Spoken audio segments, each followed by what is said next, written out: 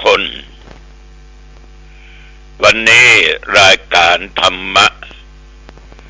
กกิณกะสเปเหระมาพบมาปะญาติโยมอันเป็นที่รักที่นับถือทุกท่านทุกคนอีกเช่นเคยก็มาปะกันนะโยมนะเป็นประจำทุกวันในเวลาเดียวกันนี้และก็ทางสถานีวิทยุแห่งนี้ดังที่กล่าวปะกันทีไรเราก็จะมีการไหว้พระสวดมนต์เพื่อเป็นการถวายพระพรชัยมงคลแด่สมเด็จพระเจ้าลูกเธอเจ้าฟ้าพัชรกิติยาภาหรือพระองค์พาที่พระองค์ท่านนั้นกำลังตะลงเปียทิหรือว่าพระประชวรด้วยโรคภัยไข้เจ็บอยู่ก็ขอให้เดชแห่งพุทธมนต์เหล่านี้จงดลบันดาลสมเด็จพัชรกิติยาภานั้นต้านได้หายจากการเจ็บไข้ได้ป่วยจากการพระประชวรมีพระสุขภาพพลามัยแข็งแรงดั้งเดิมมีพระชนมายุยิ่งยืนนานได้120 ขวบเข้าพรรษายิ่งขึ้นไปตั้งใจเน้อพอออกไม่ออกเอามาไหว้พระสวดมนต์กันอะระหังสัมมาสัมพุทโธภควาพระผู้มีพระภาคเจ้าเป็นพระอรหันต์ดับเพลิงกิเลสเพลิงทุกข์สิ้นเชิงตรัสรู้ชอบได้โดยพระองค์เองพุทธังภควันตังอภิวาเทมิข้าพเจ้าอภิวาทพระผู้มีพระภาคเจ้าผู้รู้ผู้ตื่นผู้เบิกบานกราบพระพุทธสวากขาโตภควตาธัมโมพระธรรมเป็นธรรมที่พระผู้มีพระภาคเจ้าตรัสไว้ดีแล้วธัมมังนัมมัสสามิข้าพเจ้านมัสการพระธรรมกราบพระธรรมสุปฏิปันโนภควโตสาวกสังโฆพระสงฆ์สาวกของพระผู้มีพระภาคเจ้าปฏิบัติดีแล้วสังฆังนัมมามิข้าพเจ้านอบน้อมพระสงฆ์กราบพระสงฆ์นะโม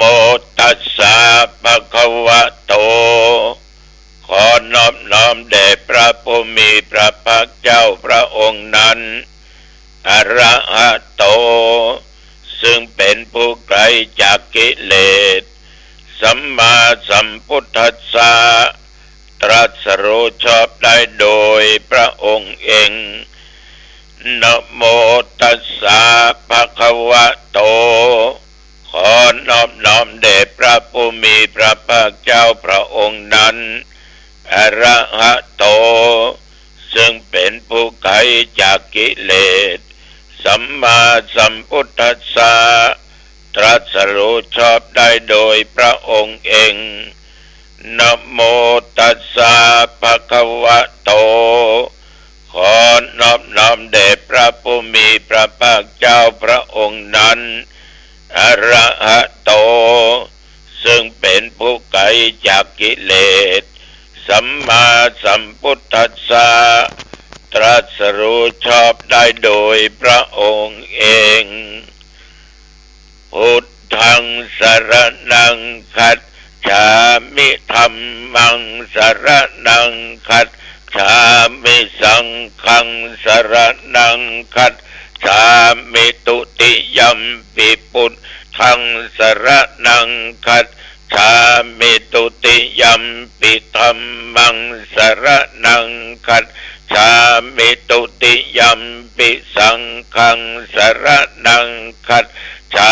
มิตติยัมปิพุทธังสรณังคัจฉามิตติยัมปิธัมมังสรณังคัจฉามิตติยัมปิสังฆังสรณังคัจฉามิยะโตหังภะคินิอะลิยาญะชาติยาชาโตนาปิชานามิสัญจิจาปานังชีวิตาบุโรเปตาเตนะสัจเจนะโสติเตโอตุโสติขัพพัสสะโพชังโคสติสังฆาโตธัมมานังวิจโยตถาวิริยัมปิติปัสสัทธิโพชังคาจะตถาปะเรสัมมาโทเปกะโพชังคาสัตเตเตสัพพทัสสินามุนินาสัมมาทัคคาตาภาวิตาภาอุลิกตาสังวัตตันติอาปิญญายานิพพานายะจะโพธิยาเอเตนะสัจจวัชเชนะโสติเตโอโตสัพพะทาเอกัสสมิงสัมมะเยนะโทโมกัลลานัญจกัสสะปังชิลาเนทุขิเตติสวาโพชังเคสัตตะเทสานิเตจะตังอาปินันติตวาโรคามุตจิงสุตังคะเนเอเตนะสัจจวัชเชนะโสติเตโอโตสัพพะทาเอกทาธัมมราชาปิเกลัญเยนะปิปิริโตจุนทัตเถเลนะตัญเยวะภานาเปตวานะสาทัลลังสัมโมติตวาจะอาภาธาธัมมาบุทธาสิธานะโสเอเตนะสัจจวัชเชนะโสติเตโอตุสัพพะทาปะเยนะเตจะอาภาธาตินนันดัมเปมะเยสินังมัคคะอัตตะกิเลสาวะปัตตานุปัตติธัมมะตังเอเตนะสัจจวัชเชนะโสติเตโอตุสัพพะทาภวตุสัพพะมังคะลังรักขันตุสัพพะเทวตาสัพพะพุทธานุภาเวนะสัทธาโสทิภวันตุเตภวตุสัพพะมังคะลังรักขันตุสัพพะเทวตาสัพพะธัมมานุภาเวนะสัทธาโสทิภวันตุเตภวตุสัพพะมังคะลังรักขันตุสัพพะเทวตาสัพพะสังฆานุภาเวนะสัทธาโสทิภวันตุเตขอถวายพระพรกรมอุตุเปิ้นก็ได้ประกาศบอกว่าระยะเนี้ยจะมีฟ้ามีฝนมีลมฝนตก เป็นบางแห่งบางที่เหมือนเป็นรายงานฟังบางจังหวัดเนี่ยญาติโยมไปเห็บตก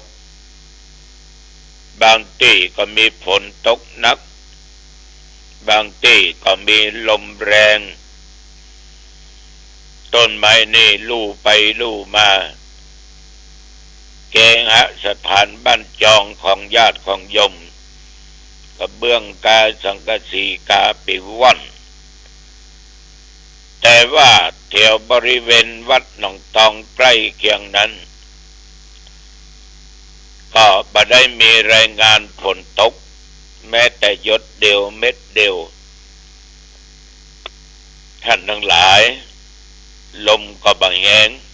หมอกลมหนาวปัดมาหนาวแต่ สำหรับอุณหภูมินั้น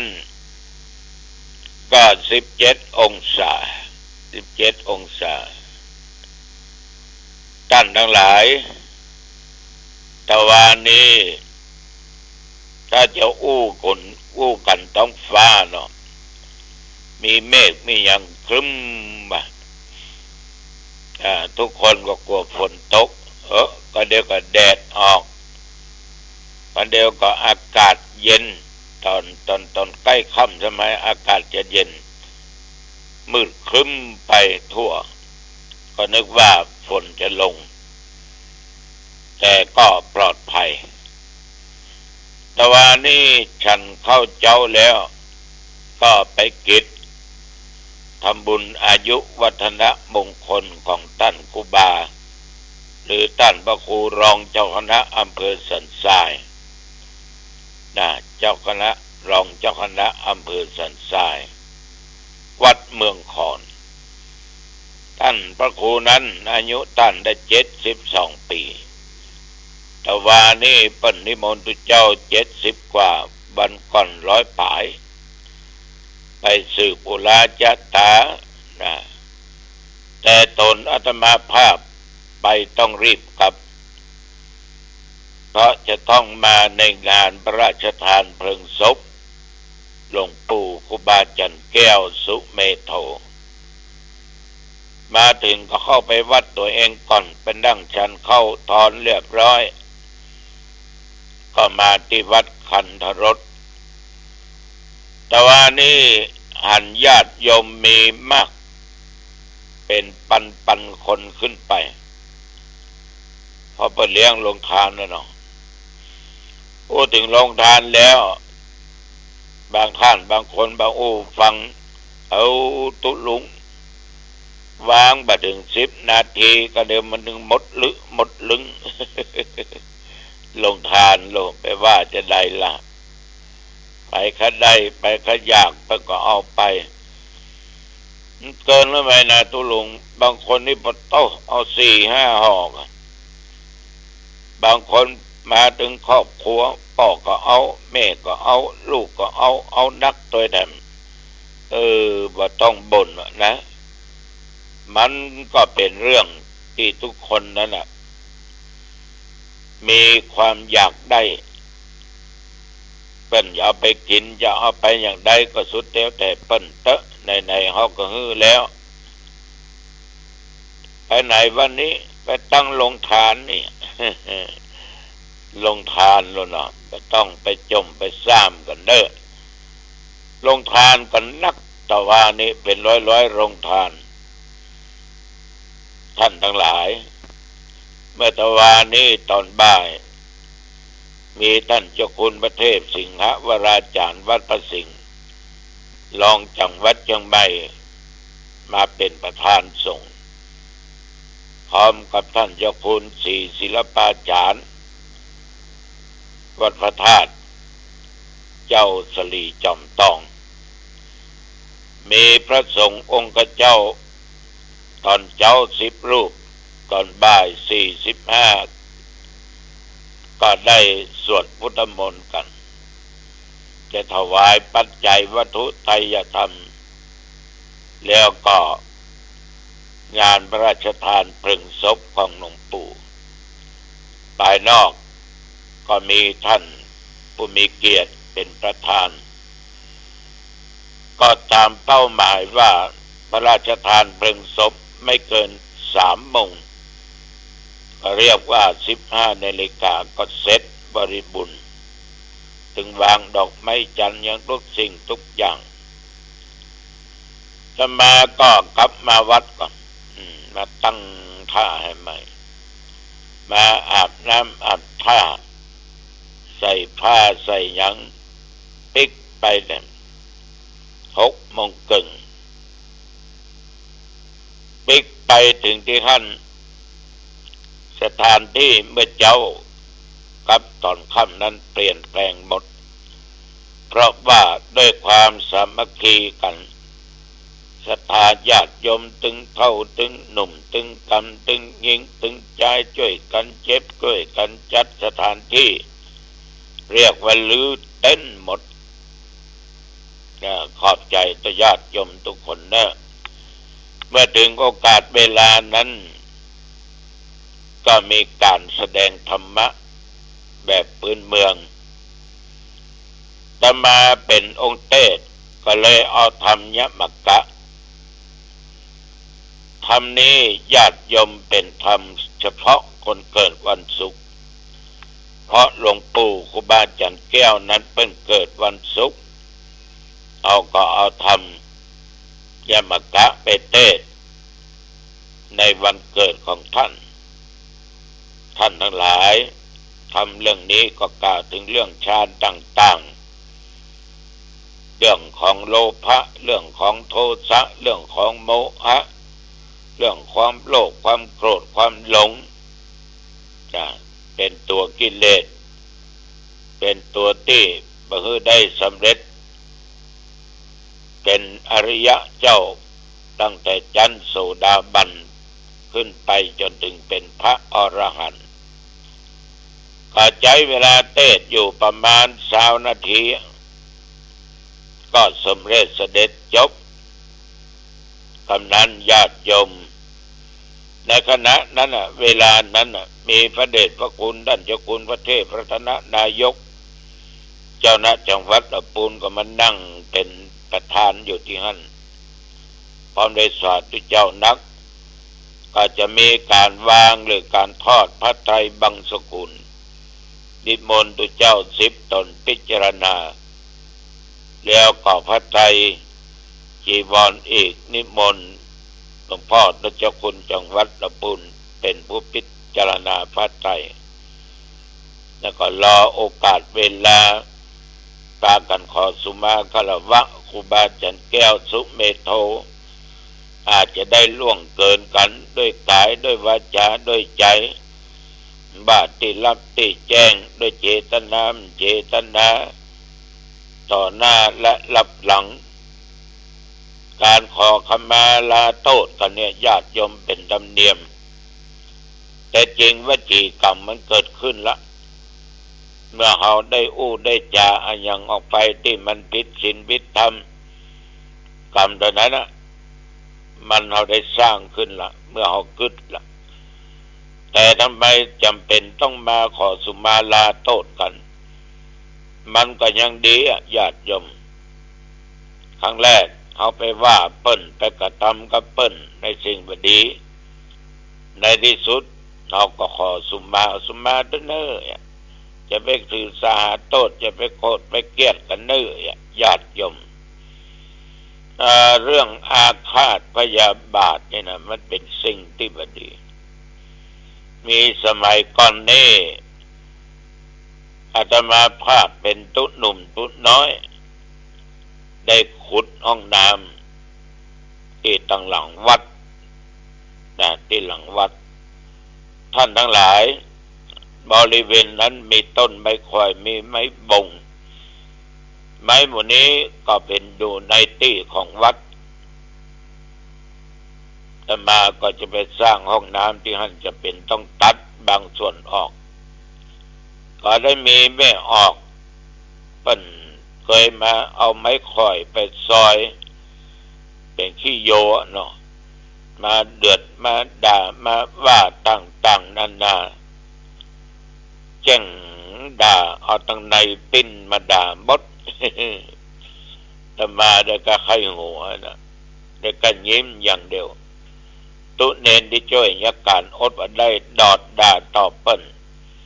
แต่มาก็ว่าบดีนะเอาไปด่าตอบเปิ้นเนี่ยเหมือนเอาขี้ฝอยนี่ไปใส่ในกล่องไฟกล่องนั้นมันลุกอยู่โจโลเอาดันน้ำมันไปใส่น้ำมันไปใส่แถมขี้ฝอยไปใส่มันจะลุกใหญ่ไฟแห่งโทสะนี่มันแรงเปิ้นก็ไปฟ้องผู้ใหญ่บ้านผู้อาจารย์เนี่ยเปิ้นก็แนะว่าตัดที่หั่นมันเป็นที่ของวัดตัวเจ้าไปจะกึศจะสร้างจะห้างจะแปลงยังไม่ก็จำเป็นต้องล้มสิ่งเหล่านั้นแต่นั้นว่าเปิ้นก็ได้อาฆาตพยาบาทอาตมภาพเนี่ยได้ประมาณ2 ปีกว่า2 ปีนั้นตึมเข้าวัดตึมว่าเข้าว่าพระที่ไหนนี่เจอเปิ้นจะสะบัดหน้าแต่มาก็คอลั่นคึดก็ต้องแต่ถ้ามาพระที่ไหนก็ถามแม่ไปไหนเปิ้นตึมตอบอยู่ต่อมาญาติโยมมีเจ้าขึ้นวันหนึ่งประมาณตี 3ปลายเนี่ยได้ยินเสียงเปิ้นหุยให้เพราะบ้านเปิ้นก็ไกลวัดสักเท่าใดอ่ะมีกรรมเปิ้นบอกว่าลูกเปิ้นกินยาตายต่อมาก็ใกล้จะลุกละเพราะตะก่อนก็ตื่นตี 4เหมือนกันได้ยินก็ห้องตู้ห้องเด่นติดตามไปสดไปที่บ้านเปิ้นลูกเปิ้นกินยาฆ่าตัวตายเป็นละอ่อนลูกล่าไม่ยิงจ้างใหญ่ๆเนาะก็ไปช่วยเปิ้นแปลงอันแต่งนี่เก็บอันเก็บนี่ปัดกวาดเดี๋ยวญาติทั้งหลายก็พากันมาแต่มาก็พาตัวเจ้าพระเนนกลับวัดญาติโยมทั้งหลายการที่เราเอาความดีชนะความบดีเนี่ยเราให้อภัยแก่คนนั่นน่ะเราจะบาดเจ็บเราจะบาดปวดเราจะบาดทุกข์เพราะเอาให้อภัยปฏิสาหาโทษแต่ถ้ามาก็ว่าแม่ออกคนเนี่ยปัญหักลูกล่าอย่างใดต้องมาวัดแน่ เตรียมตัวอยู่ที่ใต้กุฏิบ้านมีกุฏิหลังใหญ่ๆใกล้ถนน7 โมงป่ายยกขันเข้ามาแล้วเฮ้ยเขาก็นั่งท่าเตรียมพร้อมเอาแม่ตานเข้าให้ลากะตานเข้ามันตุอยู่แล้วไหวพระแล้วก็กราบอาตมาได้2 ปีปลายมายอมอู้นะมายอมกราบยอมไหวญาติโยมมากราบมาไหวประโยคแรกที่เพิ่นบอกว่าตุแม่ขอโทษเนอะที่ได้ล้ำได้เหลืออาฆาตพยาบาทตุโอ้แม่เอาบักโคตรมาตั้งแต่วันแรกกรรมแรกละเอาถือว่าเป็นเรื่องของมนุษย์เป็นเรื่องของคนโหดไปเกลียดไปมันก็ตึมมีอย่างนะแม่เนาะมีกาความตุแต่ตุอีหละแม่สบายใจได้เนอะต่อตอนจบอายุวันโนสุขังพลังคนเท่าเนี่ยยกมือไหว้งานศพอีล่าเนี่ยแม่จะไว้3 วัน 3 คืนแม่ขอนิมนต์ตุถึง3 วัน 3 คืนเนอะถึงเทศถึงสวดเอาก็หับปากกันนอนได้กินแต่เอาเว้ยเนี่ยญาติโยมเอาความดีชนะความบดีเนี่ยมันได้ผลนะเพราะจิตใจเขาสบายแต่เพิ่นทุกข์ตราบจนมีเหตุการณ์เกิดขึ้นเพิ่นก็สำนึกได้ในที่สุดญาติโยมในงานศพก็ไปเทศก็คืนสวดก็คืนแจ้งไปแจ้งกับปั่นตอนถึงวันลูกสาวเพิ่นมักอันยังเพิ่นก็ซื้อใส่ขันเข้ามาตานตุก็มักเหี้ยนี่ฝากไว้กับญาติกับโยมท่านผู้ฟังทั้งหลายตัวเนอะคือเอาความดีชนะความบดีคนไหนที่มันโลภ คนไหนที่มันขี้โกรธขี้เกียจคนไหนที่มันมีโมหะลงอยู่ในจิตในใจเอาไปเจอปัญหาอย่างอี้กับภัยคนไหนคนใดก็จ้างโยมให้อภัยเนอะการให้อภัยเกิดบุญอย่างยิ่งใหญ่ก็ต้องลงทุนอย่างใดๆทั้งสิ้นญาติโยมมันต้องเสียเงินเสียทองเสียข้าวเสียของอย่างให้อภัยอันนี้เป็นสิ่งที่ธรรมภาพเคยผ่านมาแล้วพระเจ้าตนนี้ขนาดเขาเข้าใจผิดในบางสิ่งบางอย่างซึ่งปณิมนต์ไปแก้ไขเรื่องที่เกิดขึ้นให้เราก็เอาธรรมะเป็นใหญ่เอาศีลธรรมเป็นใหญ่โอดต่อโดนเปิ้นถามเอามวยจามหัวฟันหัวอันนี้ให้จะเอามวยหัวละมาหัวมดหัวล้านเอาได้กันยิ้มนะในที่สุดมันก็ต้องมาขอขมาฉะนั้นญาติโยมอย่าได้ตื่นสาหาโทษกันเอาอยู่ด้วยกันรักกันเป็นกันเหมือนพี่เหมือนน้องบางคนนี่ขี้อาฆาตพยาบาทเป็นปีๆมันมีความสุขได้หันเปิ้นก็ตัวหันเปิ้นก็ตุกได้ยินเสียงก็ตุกอ่ะโอ้ญาติโยมไปอย่างนั้นเนอะอันนี้ตุเจ้าขอฝากไว้เอาละญาติโยมมาถึงตอนแรงก็มีการเผาจริงหลังจากเทศอย่างโอ้คนนักคนหลายพันคนจนว่าเต็มวัดเต็มว่าที่บริเวณนอกวัดกว้างคนนักหนาป้าป้าน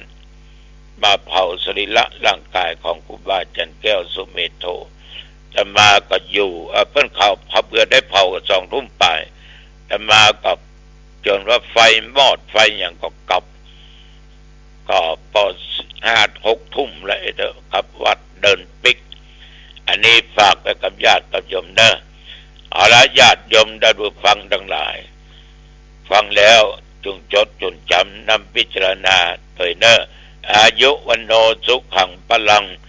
พบกันใหม่โอกาสหน้าเจริญพรรักษาการเป็นมนุษย์รักษาการเป็นมนุษย์